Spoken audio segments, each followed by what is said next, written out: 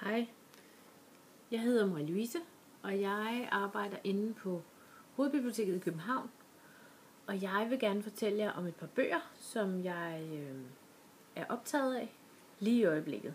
Mit store problem er, når jeg kommer på biblioteket, at jeg kan ikke vælge. Jeg bliver nødt til at have mere end én bog med hjem. Og det er meget uheldigt, fordi jeg kommer på biblioteket hver eneste dag, da jeg jo arbejder der. Men lige nu tænker jeg, at jeg godt kunne tænke mig at fortælle jer om to bøger, som jeg synes er rigtig aktuelle, og som jeg lige har læst, og som næsten er helt nye, og som er kommet på biblioteket her inden for den sidste måned. Den første, jeg vil fortælle om, det er den, jeg sidder og svinger med her. Og det er en bog, som kommer på Flaks Forlag, eller er kommet på Flaks Forlag, og hedder Tolkiens Univers.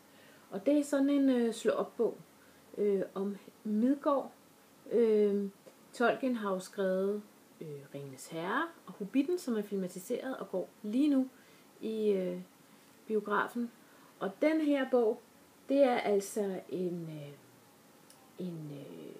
guide til Midgård, Tolkiens univers og hans fortællinger og hele det scenarie, der udspiller sig rundt omkring fortællingen om Ringenes Herre og om Hobbitten.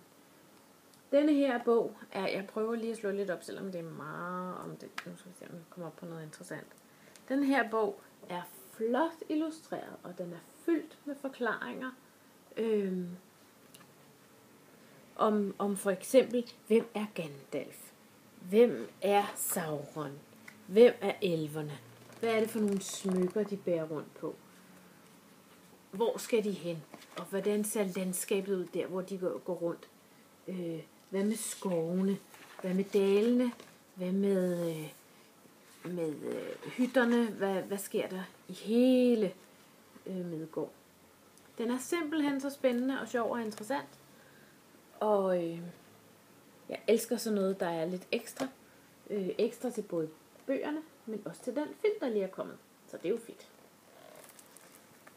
Den kan man selvfølgelig låne på biblioteket, ikke kun på Hovedbiblioteket, men på alle bibliotekerne i København. Den anden bog, det er sådan en lille bitte bog til sådan nogle små nogen, som har brug for pegebøger. Og den faldt jeg over, fordi at på forsiden er der en hund, og den ligner faktisk min hund.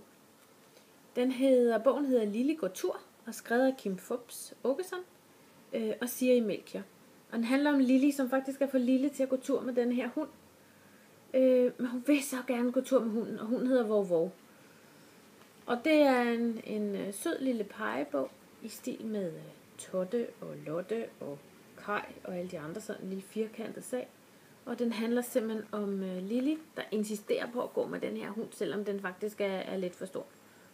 Så handler det om, hvordan hun får snor på den, og hvad der sker, når de kommer ud og gå.